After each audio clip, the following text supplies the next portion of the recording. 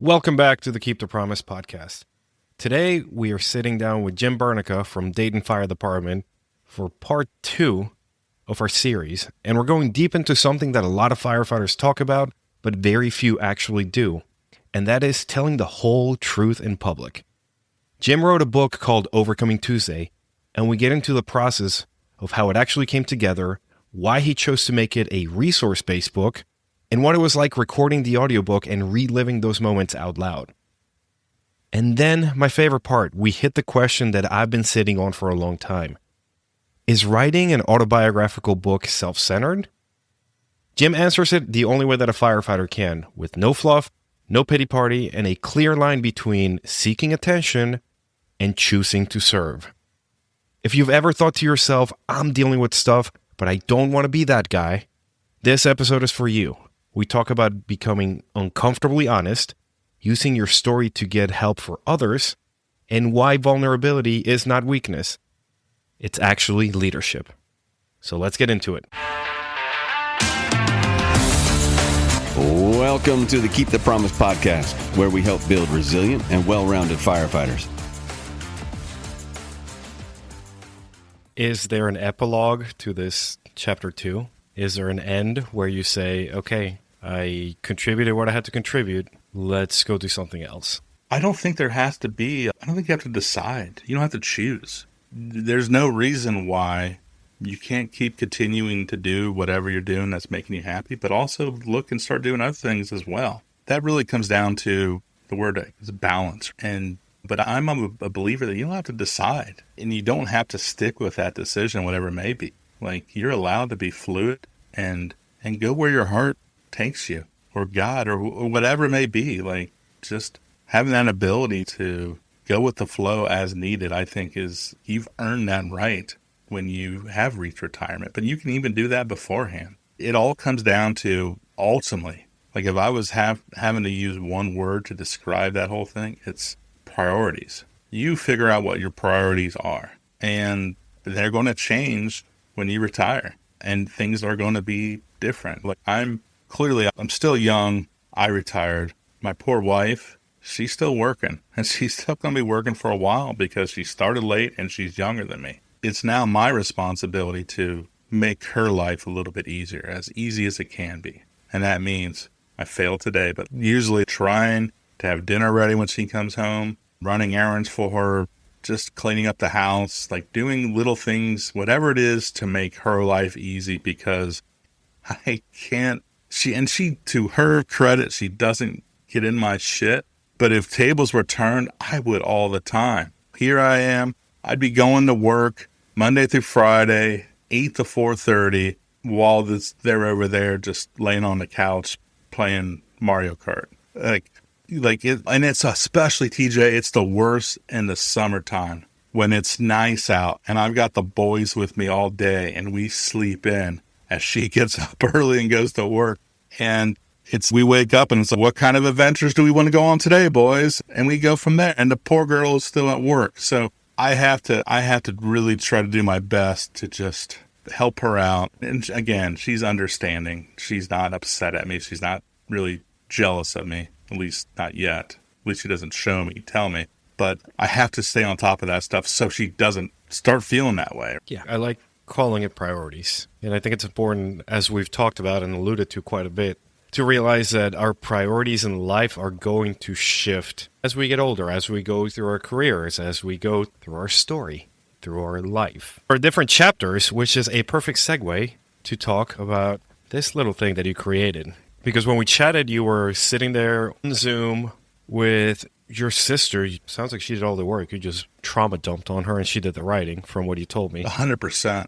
My man outsourced a book and then put his name on it. All right. And so I think I had an outline of around 50 chapters, 50 things to talk about.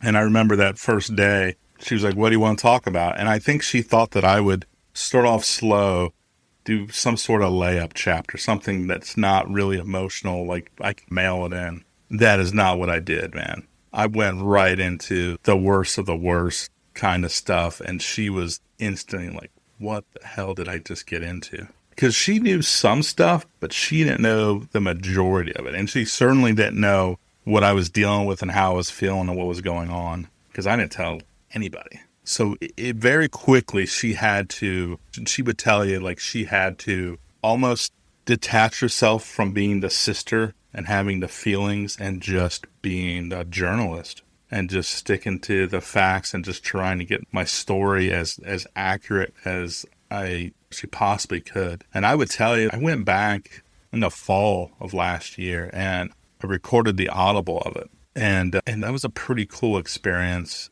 And what I really learned by doing that is, like, she did an amazing job of truly capturing, like, my voice and my story. It still felt authentic, even though it was really her words. The only things that I would say is that it was clearly her and not me is, like, I tell everybody, she replaced my cuss words when I was talking to her with something about Jesus. So, like, throughout the book, for the most part, most of that stuff she throws in there just because I was cussing or doing something. So other than that, though, like, she did an amazing job at my voice. And for those out there that are interested, man, if you were to get a version of my book, I would tell you 1,000 times over to get that Audible or the audiobook, because it's the same story, but it's got me telling you. And it truly has my personality. And you can tell, like, I've had people tell, and I could tell as I was reading it, they could tell when I was emotional.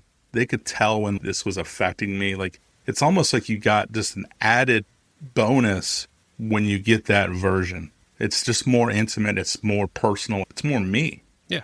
On the topic of you, this is a question that's been burning in the back of my mind for a while. Writing, let's just call this a damn near autobiography, right? It can be as an egotistical thing. Sure. As a, look at me, my story is amazing, thou shalt listen to it because I am Jim. Did you deal with this at all? Did you have that feeling in the back of your mind? Or was it, let me tell these stories and have people learn what they may? That's a great question. And I knew when I finally decided to do it, and when I talked to my sister, I really laid out the parameters, which were, I want this to be a resource book. I want this to help people. And if we can somehow use these resources that I used, like actually talk about them and point people to them, and if we can do that as we tell my story, I'm game for that. Because I would tell you, I would go back in time a little bit. The first time the thought of a book ever happened was Bobby Halden was still alive. And I remember doing an outline, and this outline for what was supposed to be an article, the outline was like 8 pages. And I'm sitting there going, this seems like more of a book than an article. And so I remember sending it to him, and he basically said, it's a book if you want it to be. And to me, like, at that time, the way I was writing it, it was more of a textbook. And it's actually, I would tell you, like, what Dina Ali ended up coming out with, the Hope Out of Darkness with fire engineering, I think that's what, like, that book, if I would have started it, that's what it would have ended up looking. But if anybody knows me, they know, like, I hate textbooks. Like, that's not my style. Nothing, sorry, Dina, but that's just not for me. So the idea, like, again, can I just use the resources, but share my story and provide help for people? And ultimately, I think that's what we did. That's what we pulled off. Like, I know people have read something and been like, my God, like, I'm dealing with this too. And they go right there and they make the call and they start getting help. So it worked how it was supposed to. And when I had, my sister and I it's the only time we did a book signing together. She came into town and we had somebody come up crying and they told us, like, I'm alive because of your book. It was at that point, like, I had already had some of those, but it was the first time my sister had seen it or done that. And it was, like, again, she realized, like, wow, like, this was a good thing that we did. So I would tell you that it was worthwhile. And I didn't mind putting myself out there, my dirty laundry. And I protected people that maybe I shouldn't have. But also at the same time, I didn't want it to be just a bunch of dirt and bring up even more stuff and make things worse. I wanted to tell it how it was. And I think at the time, like, when I did protect people, like, we had worked some stuff out to where I felt like it was okay to do that. And I wasn't going to bury them. Now, I tell you all that to say, last summer I was in a firehouse and I had one of the battalion chiefs, and he didn't do this while there was anybody else there, but when the truck left and it was just me in the bay waiting for them to come back, I got chastised. I got told, how dare you come in this place after you wrote this book on the back of this guy's misfortune and made a profit off of him, and you got a lot of balls coming in here, kind of thing. And it wasn't a good feeling. Not really feeling like basically unwelcome at the firehouse.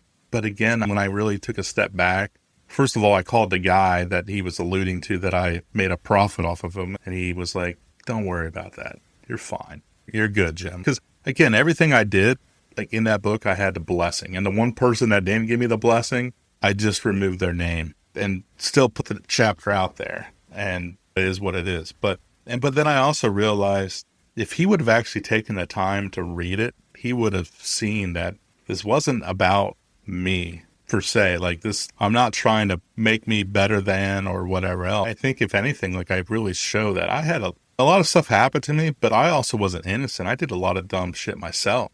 I definitely wasn't an angel. But again, if he would have actually taken the time to read this, he would have realized what I was trying to accomplish. And it certainly was not a money grab. It certainly wasn't to make a bunch of money. I still think I probably lost more money on the whole thing than made money. But it was never about that. It was telling my story with the hope of helping others. And I accomplished that. And for that, I would say that it was all worthwhile. And I don't regret it. Is that the line between service and self-focus? Having somebody get help or having somebody get a meaning out of the book? I hope so. Man, it's what you make of it. I went and I taught a couple times about and basically did the presentation regarding like me and my book and my whole story. And those went well, but I would tell you that I feel uncomfortable doing that. I just don't like, and this, everybody's gonna be like, really, Jim? You like print stickers of your face and like your challenge coin and all that shit, really? But I do that more in like a joking manner. When it really comes down to it, I just want to be in a corner somewhere. I'm an introvert in an extrovert body, which is weird to say, but I think that's how I feel like that's what I've become. So yeah, I mean, I did it, but I would also tell you that I felt uncomfortable doing it and I pretty much have stopped doing it. So I feel like when I did the audiobook, in a way, that was me, all right, this is the end of that, and it's onward to the next project or next thing, you know. I have had thoughts of doing a sequel, but I just don't know if there's enough substance there. When you have a book that covers the first 44 years of your life, and then you're going to write a second book and it covers like the next 3 or 4, like, again, I just don't know if there's enough material there. Although I would say that there's enough lessons there, because just because I retired didn't mean that I was all good and fixed and happy and good, because that was not the case. It was still a lot of work that needed to be done, and I had a lot of help with that. So yeah, I don't know. There still may be a sequel, but that's not really a priority right now. What is it going to be? Overcoming Wednesday? I thought about made it to Wednesday or some shit like that. Fuck shit up front. No, hey, I think I've told you that one before. I've had that one for years. I have not bought the website for that. Well, you better hurry up because I'm about to do it. I'm just going to put your face on it. That's it. That's all going to be on it. Okay, so say, hypothetically, because I have zero desire to write a book. I don't have the attention span to write one. But say that I want to tell my story. And I feel that a book would help in telling that story. But I feel weird about it. What do you tell me? Real quick before we jump back in. Firefighters don't leave each other behind. We look out for our own. Right now there's a firefighter out there, maybe a rookie, maybe a seasoned veteran, who needs this podcast. They need the lessons, the mindset, and the training tips. But they'll never get them unless you help them. Here's how you can help right now. On Apple Podcasts, tap the 5 stars, then scroll down and write just a few words about what the show has done for you. On Spotify, tap the 3 dots, select Rate Show, and drop your rating. It takes less than 60 seconds, it costs you nothing, and it helps one more firefighter get better, stronger, and more prepared. We look out for each other. This is one small way that you can pay it forward. All right, back to the show. If your book is going to help others, then it's worthwhile to work through the awkwardness to make it happen. If you can contribute and you can make somebody else's life better or easier, why not do it? I think it's worthwhile if you can accomplish that. If your book is just you bitching about something with no solutions, I don't think that's not where I'm going with all this. But if it has fruitful advice about hardships, but how you overcame those are great. How old were you when you got into the fire department? I started when I was 19. And you left at what age? 44. Okay. So it usually takes a couple of years to get our sea legs, if you will, in the fire department. Sure. 4 or 5 years to just get in the groove of things, to understand how things work, and to just maybe for the typical person, TJ, I was probably 10 or 15. You're like, I retired. I had no idea what the fuck was going on. No, those guys, they would sit here and be like, have Jim tell you about the laundry story. You fuck up the laundry at like age 40 or something? Age like 21 or 22. Okay, no, that's still excusable, bro. Like, men develop slower. Look, I'll tell you the story. I don't care. I'll put myself out there. It's okay. Had a call, got blood on my uniform. Whatever. God. Throw it in the washer. The wash is fine. No big deal. It's time to go in the dryer.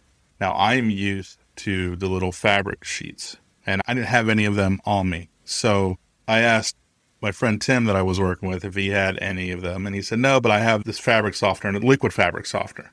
And I'm like, okay. And you already know where this is going. But sure enough, I put it in the lid and threw it in the dryer. And where the washer and dryer was, it was right by where the TV was in a little smoking section. That kind of tells you how old this stuff is anyway.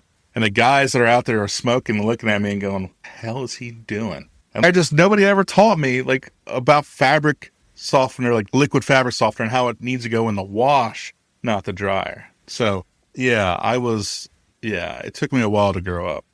How did the clothes come out? Were they stiff like they were starch? Were they like ultra soft? They caught me before I started, and they got a towel and cleaned it all up. And like those guys didn't realize like they were still essentially at that time babysitting me, which I tell you now is hilarious to think I was being babysat back then.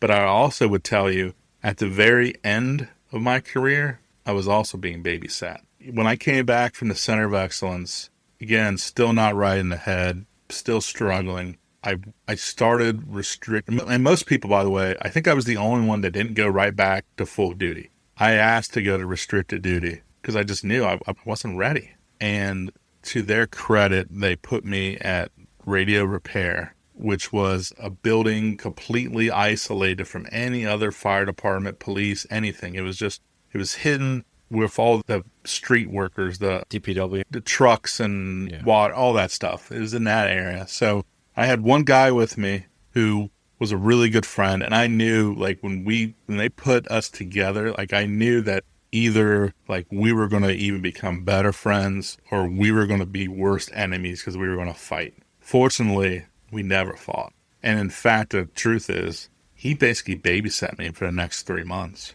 because I was just still not in a good way. And I did my 90 days restricted duty, and they would not extend it because they did not consider what was going on in on-duty injury. Could be a whole nother episode. But when I'd left and burned up all my leave until really the pension thing happened 5 months later. So it's kind of funny, at the beginning of the job, I was basically babysat, and at the end, also babysat. Yeah, it's because we always refuse to grow up, right? Yeah, definitely right then. Like I was very toddler-like at that point in time. So other than throwing fabric softener into the dryer, I wanna go back to you at age, I don't know, anywhere between 21 and, let's call it that, the crazy 20s. What sort of belief or thought permeated your attitude back then that you would love to correct for the future generation? We've talked about exposure, we've talked about mental health, we've talked about all of those things. What's one more thing that you wish somebody had come up to you at that age, put his arm around you, be like, hey man, don't fuck this up like I did? To set To set us up for retirement, I think the answer to that question would, for me at least, would be a good financial influence. Somebody that knew truly what to do, how to do it, everything, the direct deposit, deferred comp, Roths, investing, just all that kind of stuff. Like that type of information was available, but it was only when I got detailed to the old guy station, right? Or I worked in overtime there. And I would just pick up stuff as I was there that they would just be talking. Because again, that's all they talk about is what's in our drop account and whatever else. I wish I would have had somebody really pull me to the side early on and help guide me. It would have made, I think, things are good, but things could have been, I think, even better. Because I would also tell you, like, at that time, my priorities were, let's think about it. By that time, I had seen all 30 major league ballparks. I was a traveling fool, going to all these different places, seeing these games, seeing concerts. And in Seinfeld, they talk about the summer of George. Well, it was like the summer of Jim for a decade. I didn't start dating my wife until my 30th birthday. So I would say I had a lot of fun up until right then. And then I'm not saying it wasn't fun, but it wasn't as fun. Sorry, Lauren. I'm leaving that on the episode. I'm like different things happen, priorities, like kids, different things. Like I just can't go to Milwaukee because I want to see the Brewers. You're laughing because it's true. I'm laughing because I'm going to send her like a personalized copy of this segment of the fucking episode. Yeah. Like, I had fun until I was 30 and then I didn't. Be like, holy shit, how did Jim get divorced? Be like, funny story. It all started with TJ. I'll start with this one episode. One of the core tenets of Keep the Promise is to build resilient and well-rounded firefighters. And you've been around the block long enough that I'm curious to see what your definition of a well-rounded firefighter would be. Oh, man, that's a student of the game. And when I say student of the game, I'm talking there's so many areas of expertise that one can dive into in the fire service. Do you want to be a boat guy? Do you want to be a rescue guy? Do you want to be hazmat, glowworm guy, like tech rescue, whatever? There's options, there's opportunities. A health and safety guy, accreditation guy. No, don't be those. No, don't do that. But you have options. But like the guys and gals that are good at all that stuff, those are the keepers. Those are the ones that you follow, like that. They study fire dynamics. They know tactics, but then they also know how to force a door and do whatever, like are great operators. Like with this job, like there is always something you can learn. And there's so much material out there, whether you're on social media or you're still just getting the magazines, whether it's, if you're into health and wellness stuff, get a Crackle magazine. If you're into tactics, get fire engineering or firehouse, fire rescue. Like, it's great. And I'll tell you this too, like this is something I did. I'm excited to share this with you. Because I think you'll appreciate this. I deleted my Facebook and LinkedIn off my phone and my iPads and all that kind of stuff. All right. And he's giving me the golf clap. Thank you for that. I still have it on my computer, but what it has done is it has allowed me to be much more present with whatever is going on. Like when you delete Facebook off your phone, all of a sudden you get that feeling of boredom again, especially when you go to the bathroom. And that's where those magazines can come and play. Nice plug for the old magazines, huh? Yes, you're like me. You grew up with Maxim and Men's Health and everything else that you had subscriptions of. Bro, this is my nerdiness level. Fire engineering and Firehouse. Actually, if you look at that box on my screen, that is, I don't even know how many issues of fire engineering that I still had in my parents' place. And that's like a fraction of it because I had years worth of them. Some of them are still like in their bag. So, no, Maxim, I was like full-blown nerd into all of the fire service stuff. But here's the thing, if you remove that social media from your phone, you have much more time to actually get into magazines. You have much more time to train. You have much more time to just have conversations with real-life human beings. Imagine that. It's crazy. Or the scary part, to sit there with your own thoughts. How dare you? And I'm not telling you to delete the stuff altogether. It'll still be there, and you can catch up on whatever you need to catch up on and post whatever you need to post, but it is much more manageable. And removing that doom scroll has been one of the best things I've done. Yeah, a horrifying thing to do is to go into your phone and look at your screen time and actually see how much social media takes up. It should be embarrassing. It should chew you in the gut and have you say, oh my God. Because I did the exact same thing. I came up when Facebook was, when you had to have a .edu email address to have a Facebook account. And you could only use it on the computer because in 2004, 2005, there were no iPhones or Androids. There were none of this crazy technology we have now. And I did the same thing. I got rid of the apps on my phone. And now if I need to do something on social media, I log into it on the computer. And it's boring. You don't doom scroll. You just show up, you do whatever you need to do, you post whatever you have to do, reply to people, and you log off. You don't have that like dopamine attack in that tiny screen. And so here's the other thing, and this is my ADHD kind of brain, which like I've realized like it could be more of, if you know how to hone it and use it, it truly can be a superpower. You just have to be able to understand how you tick. And really, I think more than anything, in the last few years, that's what I've done is I've really spent a lot of time figuring out my whys. Why do I act that way? Why do I do that? Why do I react this way towards that? And it's just been really interesting. I don't know. I lost my train of thought there, so I don't even know if that made sense. Yeah, perfect. No, that's perfect since we're talking about ADHD. Absolutely. Oh, yeah, no, I was going to tell you. Perfect. That's awesome. That makes so much sense. So I have this little upstairs. It's a little cube. And it has different minute amounts on each side of it. It's like a dice, I guess. And you just put it on whatever long you want to focus on something, and the timer starts. And so like I go, okay, I'm going to work for 10 minutes on this project. And I'm not going to screw off and do anything else. And I'll put 10 minutes of time in. And then it's okay, you need a break. So you do 5 minutes of Facebook or whatever else.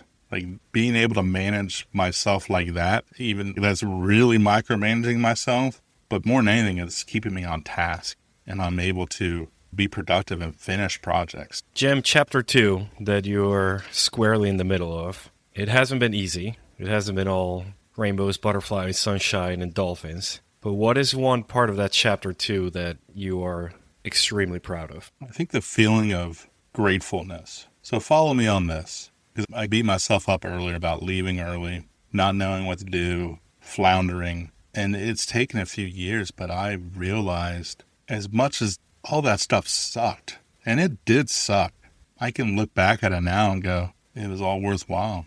Because I now sit here in front of you as just a guy that is, dare I say, happy. I smile sometimes, and like things are going really well. And I'm really digging the home life. I'm here a lot. I'm not on the road anywhere near as much as I used to. And I can be around my kids when they're still young and they still like me. Because I know that day is coming, and it's coming probably pretty soon with the oldest, the teenager, almost teenager, like where he's going to be sick of dad and doesn't want anything to do with me. But for the time being, and they're still my boys, I'm still their dad, and they actually still like doing things. So like, I realize I have such a unique opportunity to be present, to be around them a lot more than if I was still on shift. So again, stuff sucked, but, and I get it's a little bit of radical acceptance if you wanted to throw a term out, but you can say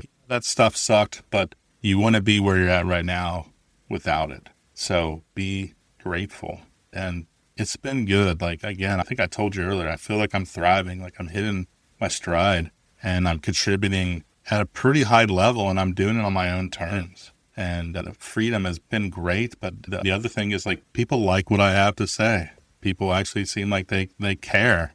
So it's been good. And all I've really tried to do, TJ, more than anything is just I realize that this is my thing. It's just being uncomfortably vulnerable and honest. And saying things that people may think, but they can't say it for whatever reason. And for whatever reason, I have been able to say it. And with the platforms I have, with the shows and the columns and everything else, and the conference, it's been a hell of a ride. It's been a roller coaster, but it's still a good ride, man. Can't think of a better place to end this. And Burneka, thank you so much, buddy. I appreciate you coming back on. I'm glad you invited me back on. Always. We still are overdue for the Spy Museum. I got a story to tell you that I'm not going to tell you on air, but yes. Don't tell me you already went.